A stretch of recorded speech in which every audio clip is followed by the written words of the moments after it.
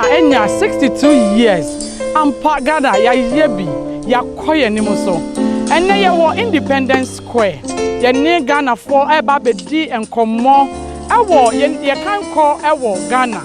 Afe ye ne foreigners so ewo Ghana edija ewo Ghana. Ebe twetwe enkomo ne ehu said ya Ghana 62 years ya ye.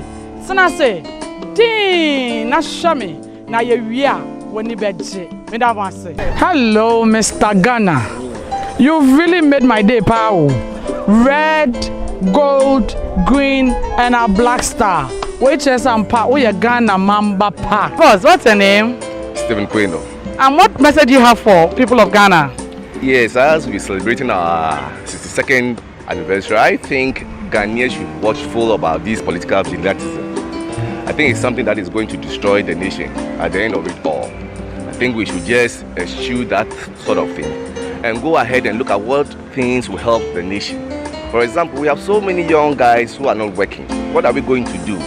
Recently, we had bumper harvest on plantain. I think the focus should be how are we going to get the post-harvest losses, storage facilities, so that all those things can be kept. And in the near future, we will not even go back to where we were. Pacho, your friend me part. Mama, me pacho.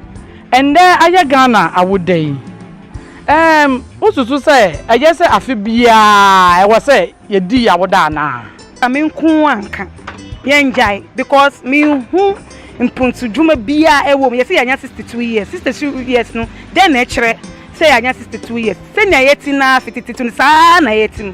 Sa ska na omu se no mu de ye niama na. Omu fa omu a se bi omu nipi. Wo hwe ye krom na it's about trading. Ebi mu wo se bi o ska pa ye de top your tebi ni ho. So what me ya ejuma bi no mu nya bi ya. So what message do you have for the people of Ghana as we are 62 years today? Yeah, I just say Ghanaians, they are hardworking. Happy Independence Day. Keep working. Keep going forward. Ghana enya enfie pori eduosia mienu.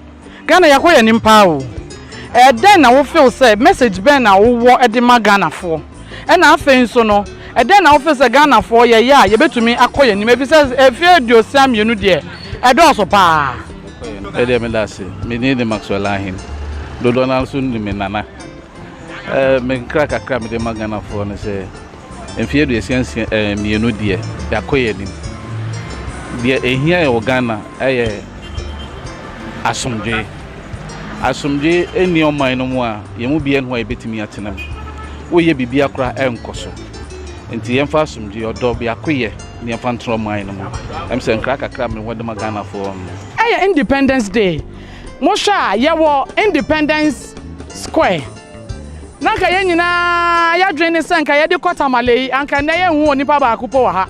Nanso enoma bebre na ekoso ha. Eye Independence Day Fitness Festival. Yani ebi mu akasa ama ye hu se ampa ye wo muscle men a e wo Ghana ha sei. Yani abrofo akasa, yani Ghana for akasa.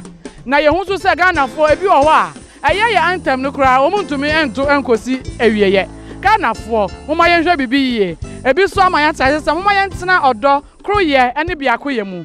Na Ghana entu mpon. Mo amodofo Kukua Sackey. Our Kabi na Menka bi dwumadie. Our Top G Multimedia. That's a net.